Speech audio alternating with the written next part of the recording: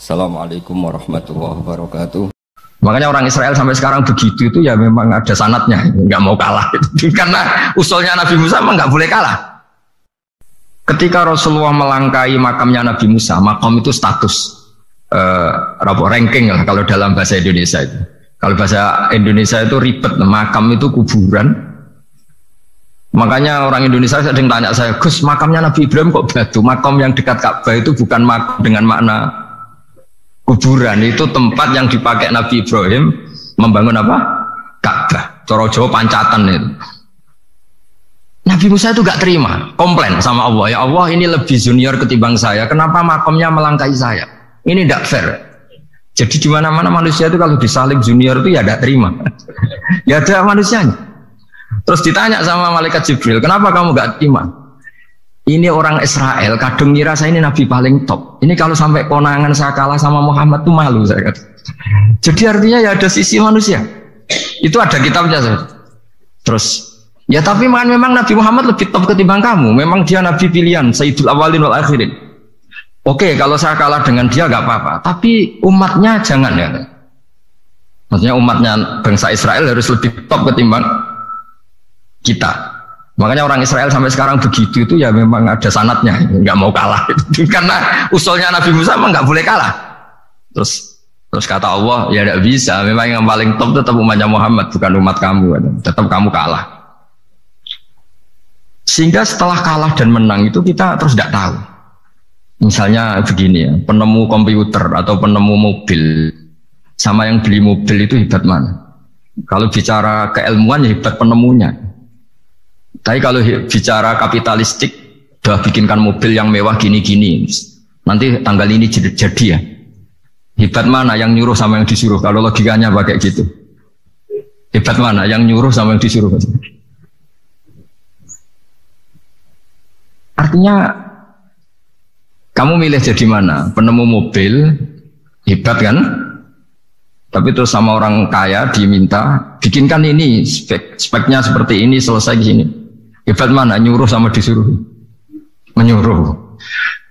Tapi yang nyuruh tidak bisa bikin mobil, yang disuruh bisa. Pinter mana? Pinter yang disuruh. Tapi pertanyaannya, wong bisa nyuruh ngapain bikin sendiri? Pinter mana?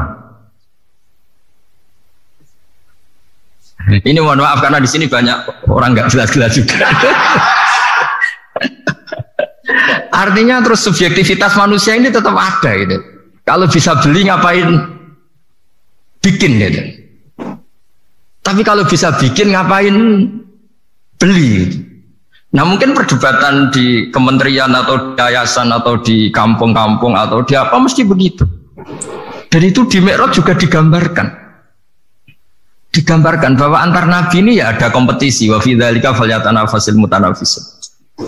Tapi bedanya nabi dengan kita itu satu. Nabi itu kalau keliru dengan tanda petik, nabi itu kalau keliru itu jadi berkah. Itu bedanya kita. Kalau kita keliru kan keliru betul. Kalau nabi itu tidak kelirunya itu jadi berkah. Ini saya punya dua contoh kalau boleh dibahasakan ya, kekeliruan nabi atau dengan tanda kutip kekeliruan nabi. Tapi saya ulang lagi dengan tanda kutip. Nabi Musa itu ketika Nabi Muhammad ditanya, kenapa kamu dipanggil jauh-jauh? Disuruh sholat 50 rakaat. Nabi Ibrahim nggak komplain karena beliau nabi yang baik. Semua nabi nggak komplain kecuali Nabi Musa. Kata Nabi Musa, jangan Muhammad, kebanyakan itu. Bilang ke Allah supaya didiskon. Ya. Nabi kembali sama Allah, ya sudah tak kurangi 5. Turun lagi masih berapa? 45. Masih kurang. Itu sampai 9 kali. Akhirnya terkurangi berapa? 45 rakaat. Itu Nabi Musa masih bilang, udah minta lagi keringanan. Itu kalau diruti nggak jadi sholat kan? Kalau satu lagi kan masih terus hilang itu kewajiban sholat.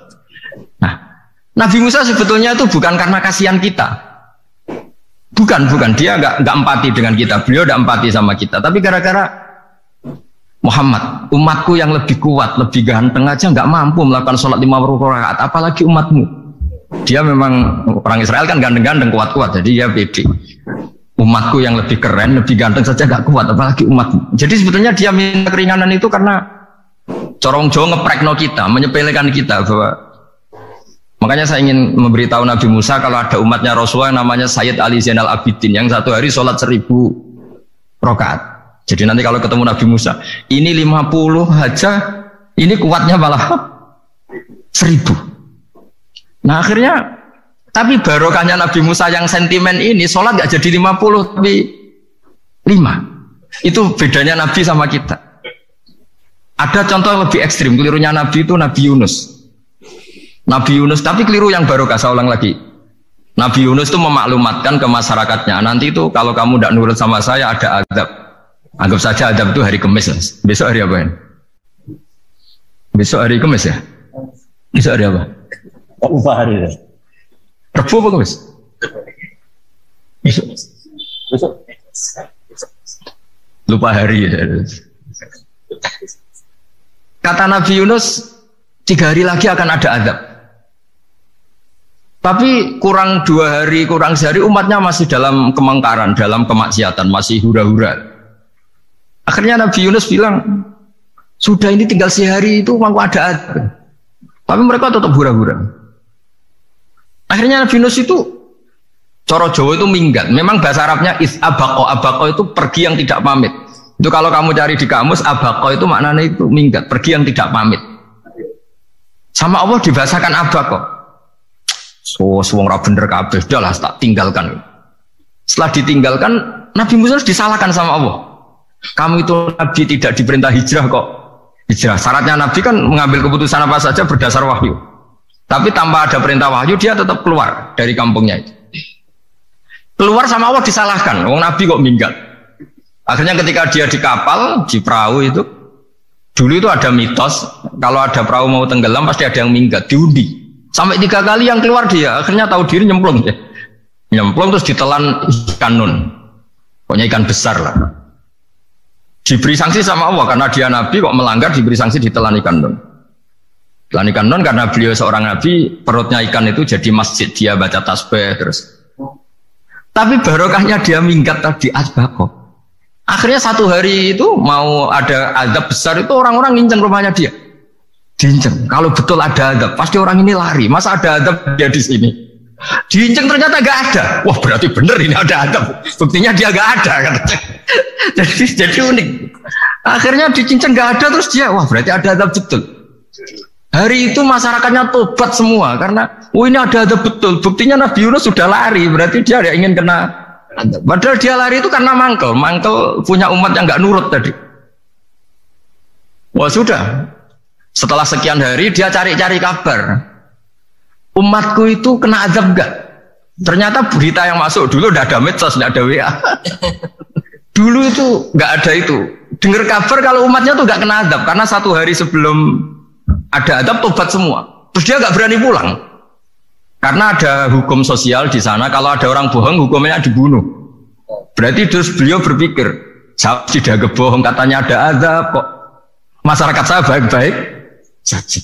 Waktunya setiap ketemu kaumnya dia lari karena takut dibunuh. Ternyata kaumnya sudah iman semua, mau ngejar dia dijadikan imam. Akhirnya oh iya. Jadi itu bedanya Nabi sama ndak. Jadi Nabi itu kalau kelirunya itu barokah. Makanya kita tidak usah ikut keliru karena keliru kita ini pasti tidak barokah. Itu musibah itu. Jadi dulu ceritanya Anteng juga gitu. Yang namanya istri 2 itu kan cemburu. Pertama Nabi Ibrahim punya istri namanya Sarah. Terus lama-lama karena belum punya anak, terus sama Sarah sendiri yang nyuruh supaya nikahi Hajar. Setelah punya anak cemburu. Kata Sarah, pokoknya saya nggak terima kalau kamu nggak ngelukai Hajar. Mulai dulu lelaki itu sudah pinter ngotak-ngatik. Kalau dilukai pipinya nanti tidak cantik. Apa ya? Yang penting ngelukai tapi tetap cantik.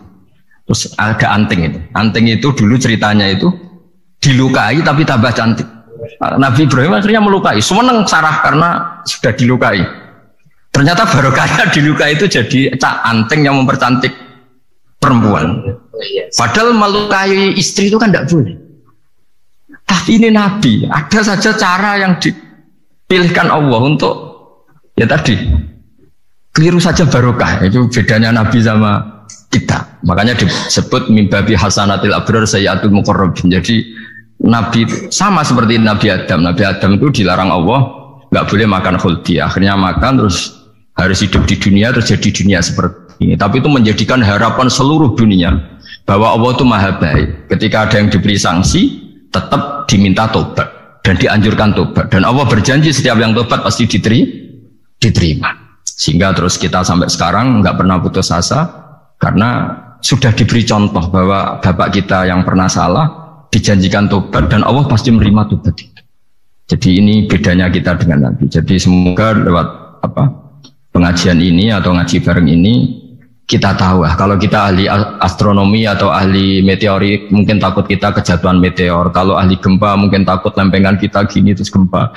Kalau ahli tsunami takutnya tsunami. Kalau ahli sosial takut chaos. Mungkin yang ahli perbankan takut ras. Jadi kalau nuruti takut ya takut lah. Tapi cobalah kita iman lagi. Tadi kata Bu Menteri sudahlah punya hasbunallah wa ni'mal wakil, ya sudah, Indonesia pasti akan baik-baik saja dan kita akan selalu berharap dengan kecerdasan, dengan ikhtiar, tapi kita akan selalu berdoa kepada Allah Subhanahu wa taala.